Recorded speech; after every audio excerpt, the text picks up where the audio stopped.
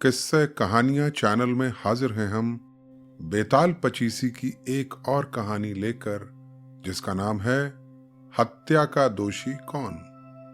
दोस्तों, अगर आपको हमारी ये कहानियां अच्छी लगें तो इन्हें लाइक, शेयर व सब्सक्राइब करना मत भूलिएगा। चलिए बात करते हैं आज की कहानी की।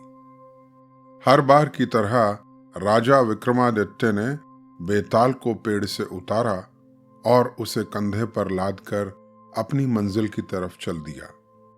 रास्ते में बेताल ने कहा, राजन, इस बार तुम्हें एक छोटी सी कहानी सुनाता हूं। ये कहानी है शिव की नगरी वाराणसी की, जहां देवस्वामी नाम का एक ब्राह्मण रहता था। देवस्वामी धन धान्य से बहुत संपन्न था। परिवार में सिर्फ 3 ही प्राणी थे, वो खुद, उसका पुत्र हरिस्वामी और हरिस्वामी की पत्नी लावण्या। लावण्या उत्तम गुणों से परिपूर्ण थी और अपने नाम के स्वरूप सचमुच अपूर्व सुंदरी थी। रूप सौंदर्य में वो स्वर्ग की परम सुंदर अप्सरा तिलोत्तमा से कहीं कम न थी। लोग उसे देखते तो बस देखते ही रह जाते।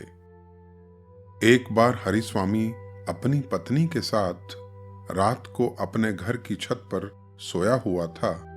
तभी मदन वेग नाम का एक गंधर्व आकाश में उड़ता हुआ वहां से गुजरा। दोस्तों, यहां आपको बता दें कि धार्मिक मान्यताओं के अनुसार गंधर्व स्वर्ग में रहते हैं और अप्सराओं के पति हैं। संगीत और नृत्य कला में निपुण ये स्वर्ग में देवताओं की सभा के गायक हैं।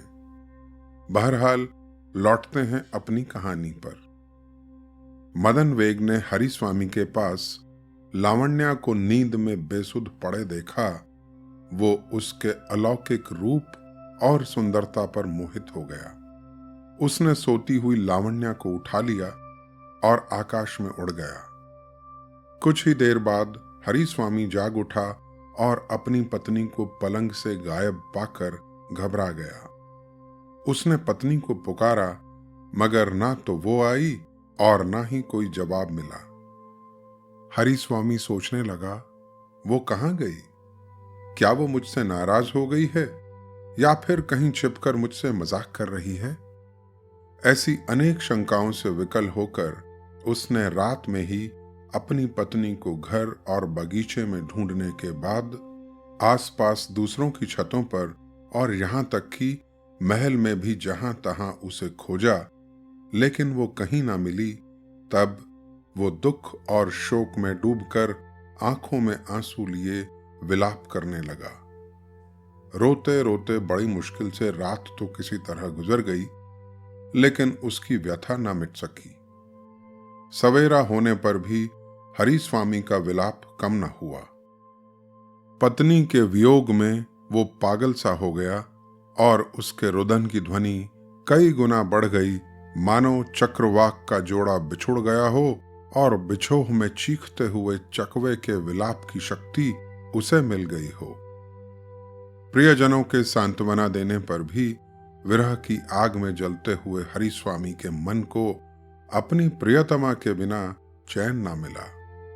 वो रो रो कर ये कहता हुआ इधर उधर घूमने लगा, वो यहां बैठी थी, उसने यहां श्रृंगार किया था, यहां उसने मेरे साथ भोजन किया था, यहां उसने विहार किया था। वो मुझे कहती थी कि मुझे छोड़कर कभी नहीं जाएगी। उसके इस तरह विलाप करने पर उसके मित्रों और हितैषियों ने उसे समझाया, अरे भाई, वो मरी तो नहीं है, फिर तुम इतना रो रो कर बेहाल क्यों हो रहे हो? तुम जिंदा रहोगे तो कभी न कभी उसे जरूर पालोगे। इसलिए धीरज रखो और अपनी पत्नी की खोज करो, उसे ढूंढो। अगर दिल में ठान लो तो संसार में ऐसा कुछ भी नहीं जिसे पाया ना जा सके। हरिस्वामी के मित्रों ने जब उसे इस प्रकार समझाया तो कुछ दिनों बाद बड़ी मुश्किल से उसने अपने विकल मन को स्थिर किया और सोचा कि शायद मेरी पत्नी का यूं गायब हो जाना मेरे किसी पाप का नतीजा है। इसलिए मैं अपना सब कुछ ब्राह्मणों को दान करके अपने सभी पापों को नष्ट कर दूंगा। उसके बाद मैं निकल पड़ूंगा अपनी प्रिया को ढूंढने और जल्द ही उसे पा लूंगा। अगले ही दिन उसने यज्ञ में ब्राह्मणों को कई तरह का अन्न पान कराया और अपना सारा धन उन्हें दान में दे दिया। उसके बाद वो सन्यासी बन साधारण वस्त्र पहनकर मन में अपनी प्रिया की यादें संजोए और उसे पाने की उम्मीद लिए उसकी तलाश में अपने देश से निकल पड़ा। हरिस्वामी को घर से निकले कई दिन हो गए, लेकिन उसकी पत्नी का कहीं कोई अता पता न था। उसी दौरान भयानक ग्रीष्म ऋतु आ गई। भयंकर गर्मी पड़ने लगी और गर्म हवाएं चलने लगीं। कड़कती धूप से जलाशयों का पानी भी सूख गया। चिलचिलाती धूप और बढ़ते तापमान से व्याकुल होकर रूखा, दुबला और मलिन हो चुका हरिस्वामी किसी गांव में घूमता घामता जा पहुंचा। वहां पद्मनाभ नाम का एक ब्राह्मण यज्ञ कर रहा था। हरिस्वामी को बहुत भूख लगी थी। वो भोजन पाने की इच्छा से उसके घर जा पहुंचा। उस घर के अंदर उसने कई ब्राह्मणों को भोज करते हुए देखा। वो बिना कुछ बोले चाले दरवाजे की चौखट पकड़कर वहीं खड़ा हो गया। कमजोरी की वजह से वो हिलडुल भी नहीं पा रहा था। उसे ऐसी हालत में देखकर पद्मनाभ की पत्नी को उस पर बड़ी दया आई। उस देवी ने सोचा, हे मेरे प्रभु, ये भूख भी कैसी बलवती होती है, ये किसे छोटा नहीं बना देती। इस इंसान को ही देखो, ये भूख से व्याकुल होकर कैसे दरवाजे पर सर झुकाए खड़ा है। ऐसा सोचकर वो एक लोटे में खीर भरकर ले आई और वो लोटा हरिस्वामी को बड़ी विनम्रता से देती हुई बोली, आप ये खीर ले जाकर कहीं तालाब किनारे पेड़ की छांव में बैठकर खा लें, क्योंकि ये जगह तो ब्राह्मणों के भोज के कारण अब जूठी हो गई है। ठीक है देवी, ऐसा ही करूंगा। ये कहकर हरिस्वामी ने खीर से भरा वो लोटा ले लिया और फिर नजदीक ही एक बावली के किनारे जाकर उसने उस लोटे को ये सोचकर बरगद के पेड़ के नीचे रख दिया कि वो स्नान करके खीर को खा लेगा।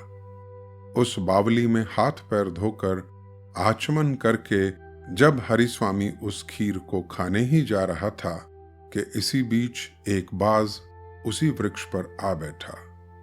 बाज ने अपने दोनों पंजों में एक काले सांप को पकड़ रखा था। सांप के मुंह से जहरीली राल टपक रही थी।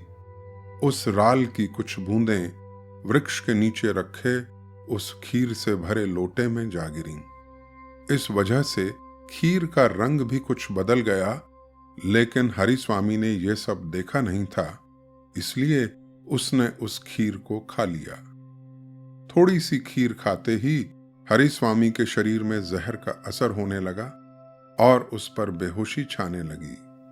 कुछ ही देर में वो तड़पने लगा।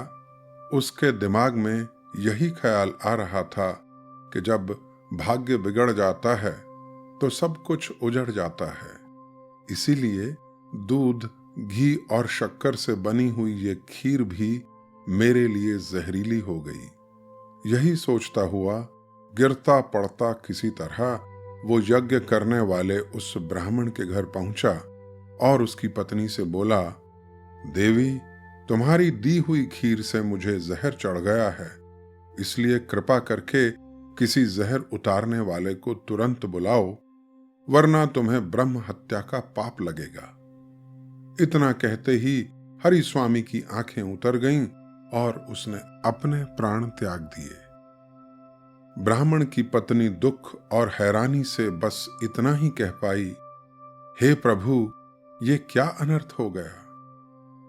बेशक वो औरत बेकसूर थी और उसने तो अतिथि का सत्कार किया था, फिर भी यज्ञ करने वाले उस ब्राह्मण ने अतिथि का वध करने के आरोप में गुस्से में आकर अपनी पत्नी को घर से निकाल दिया।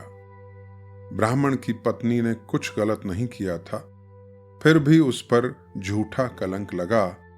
इसी संताप को मन में लिए वो तपस्या करने के लिए किसी तीर्थ स्थान को चली गई। अब धर्मराज के सामने इस बात पर बहस हुई कि वृक्ष पर बैठे उस बाज, उसके पंजों में जकड़े हुए सांप और खीर देने वाली उस औरत में से ब्राह्मण हत्या का दोषी कौन था और उस हत्या का पाप किसे लगा, लेकिन कोई फैसला न हो सका। दोस्तों, ये थी वो कहानी जो बेताल ने राजा विक्रमादित्य को सुनाई और फिर उससे पूछा, राजन, धर्मराज की सभा में तो इस बात का फैसला हो न सका, इसलिए अब तुम बताओ कि ब्रह्म हत्या का दोषी कौन था और पाप किसे लगा। ये सुनकर विक्रम ने अपना मौन भंग करते हुए कहा, हे बेताल, बाज को दोष इसलिए नहीं दिया जा सकता क्योंकि वो भूख लगने पर जो मिलता उसी को खा लेता। उस दिन वो अपने स्वभाव के अनुसार सांप को भोजन के तौर पर खाने के लिए पकड़कर लाया था और संयोग से उसी पेड़ पर जा बैठा जिसके नीचे खीर रखी थी। सांप को तो वो पाप लग ही नहीं सकता क्योंकि वो तो खुद शत्रु के चंगुल में था। उसका शत्रु बाज उसे खाने जा रहा था, उसने तो अनजाने में अपने मुंह से जहर उगला। उस ब्राह्मणी का भी कोई दोष नहीं था क्योंकि उसने अतिथि धर्म का पालन करते हुए भूखे हरिस्वामी को खीर भरा लोटा दिया था जिसमें कोई जहर नहीं था। इस बात में कोई शक नहीं कि हरिस्वामी के दुख और विषाद का कारण वो गंधर्व था जो उसकी पत्नी को सोते में ही उठाकर ले गया। लेकिन मैं तो हरिस्वामी को खुद अपनी मृत्यु का दोषी मानता हूं क्योंकि वो पेड़ के नीचे खुले में रखी हुई खीर की जांच किए बिना और उसका बदला हुआ रंग देखे बिना ही उसे खा गया। एक बात और, इस पूरे प्रकरण में एक अपराधी और भी था और वो था यज्ञ करने वाला ब्राह्मण जिसने सच की जांच किए बिना ही अपनी पत्नी पर जहरीली खीर देने का आरोप लगाकर उसे घर से निकाल दिया। इतना सुनते ही बेताल ने कहा, हर बार की तरह तुम्हारा उत्तर बिल्कुल सही है विक्रम, मगर इस बार भी तुमने रास्ते में ना बोलने की शर्त को तोड़ दिया। और फिर वो उसी पेड़ पर जा लटका जहां से विक्रम उसे लेकर चला था। विक्रम वापस गया और बेताल को दोबारा कंधे पर लादकर चल दिया। राह में विक्रम को बेताल ने एक और कहानी सुनाई जिसे हम आपके लिए लेकर आएंगे अपनी अगली YouTube वीडियो में।